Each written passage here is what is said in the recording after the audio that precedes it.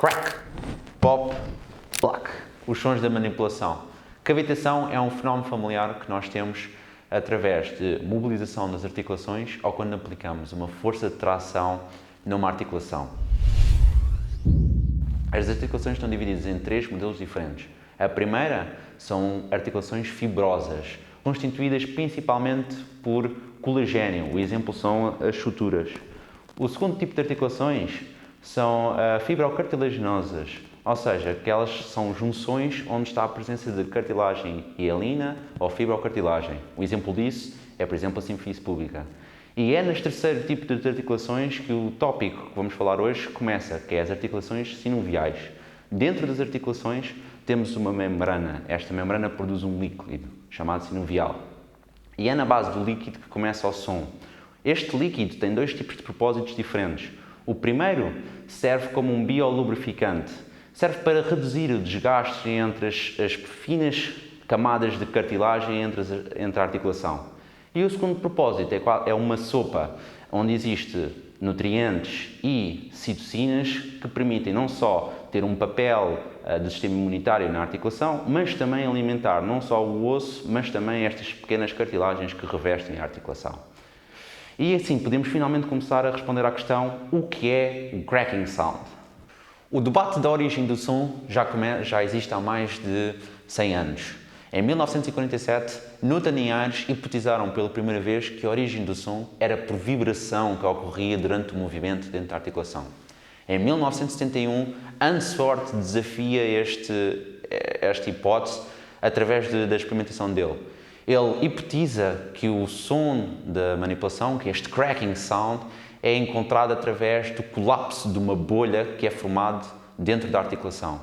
Cavitação é o processo da formação de uma bolha através da aplicação de uma pressão negativa dentro do líquido. Ou seja, num espaço fechado, que é o caso de uma articulação que está revestida pela cápsula, é aplicado uma pressão de tração.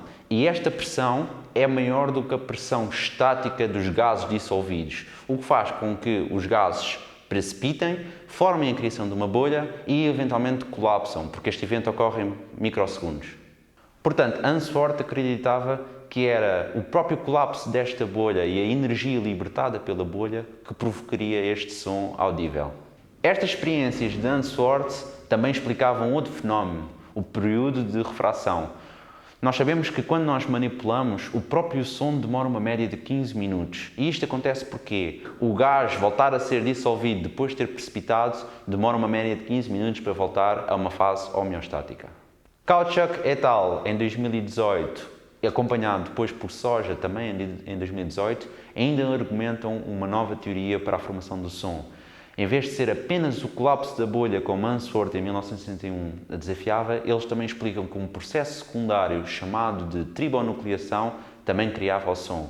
Tribonucleação é a criação de bolhas através da junção e separação de superfícies fechadas. E seriam então a própria formação e o colapso da bolha que provocaria o som.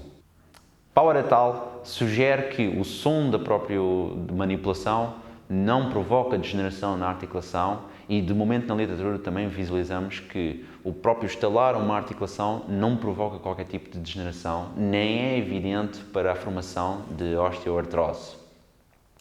As técnicas de HVLA, High Velocity Low Impact, que são um conjunto de ferramentas úteis que o osteopata pode utilizar para tratamento. Estas técnicas consistem na aplicação de uma força rápida num pequeno período de espaço ou de tempo. Antigamente, acreditava-se que estas manipulações serviam para pôr os ossos no sítio, ou seja, acreditava-se que era possível voltar a modificar o posicionamento de uma vértebra e a colocá-lo numa posição base. Hoje sabemos que não é esse de todo o efeito de uma HVLA. Na verdade, o efeito é de analgesia inespecífica. E é neste tópico de analgesia inespecífica que vamos chegar também à conclusão que o próprio som não é específico à zona onde está a ser manipulado. Ambos Finas et al. E James Dunning fazem ambos artigos incríveis em que demonstram que o próprio som não vem da origem de onde estamos a manipular. Na verdade, eles podem ocorrer ou de forma bilateral no próprio segmento, ou no lado contrário, ou até 4 segmentos acima ou abaixo, provando que o próprio som também é inespecífico durante a manipulação. Graças a estes dois artigos, percebemos que o próprio som não é indicador se a manipulação está bem feita ou não. Outro tópico muito importante é sobre as crenças, não só dos terapeutas, mas também dos pacientes. Dois artigos específicos são muito importantes para demonstrar isto. Em 2018, Demolin entrevista 100 indivíduos através de questionários em que 60% tinham já experimentado uma técnica de manipulação e os outros 40% não tinham. E a conclusão que ele chegou é que a grande percentagem deles todos tinham conclusões incorretas, não só sobre a origem, mas o próprio efeito da manipulação. Em 2022, Benjamin et al. Também faz um estudo à população geral, onde faz entrevista a 478 indivíduos através de questionários e onde 30% pensam que o uso da manipulação serve para pôr os ossos no sítio e que 10% não compreende a origem do som. O que é que nós podemos utilizar com estes dados? Que, quando estamos perto do nosso paciente, devemos perder tempo não só para explicar o que é que nós estamos a fazer na utilização das nossas técnicas, mas também explicar a origem e os fenómenos fisiológicos que podem ser audíveis. E perceber que o próprio som, quando elas estão a manipular, não só não é a origem de algo que pode provocar degeneração, mas que também não é evidência de o osso ser colocado no sítio. Mas sim que estas técnicas têm um uso de analgesia temporária e que são uma ferramenta útil para podermos fazer outro tipo de tratamento. Para concluir este vídeo, temos 4 tópicos para falar. A origem do som da manipulação ainda não é conhecida, no entanto acredita-se que vem da formação e da destruição de uma bolha de gás dentro do líquido sinovial.